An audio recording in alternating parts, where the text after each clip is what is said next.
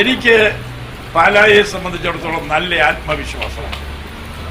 പാലായിലെ ജനങ്ങൾ എന്നെ സ്നേഹിക്കുന്നു, ഞാൻ പാലായെ സ്നേഹിക്കുന്നു. നല്ല ഭൂരിപക്ഷത്തോടു കൂടി പാലായിൽ വിജയിക്കും എന്നുള്ളതാണ് എൻ്റെ ഉത്തമമായ വിശ്വാസം.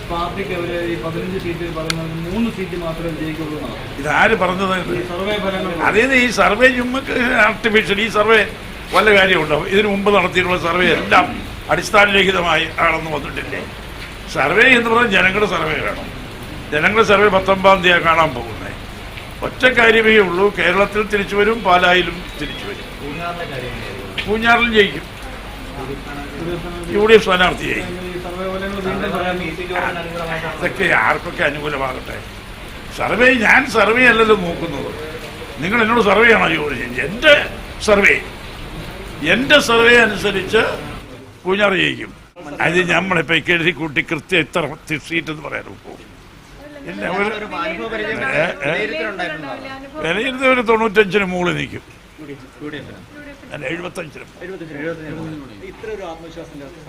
75-ന് മുകളിൽ നിൽക്കും. അതാ ഞാൻ പറഞ്ഞ കംഫർട്ടബിൾ മെജോറിറ്റി.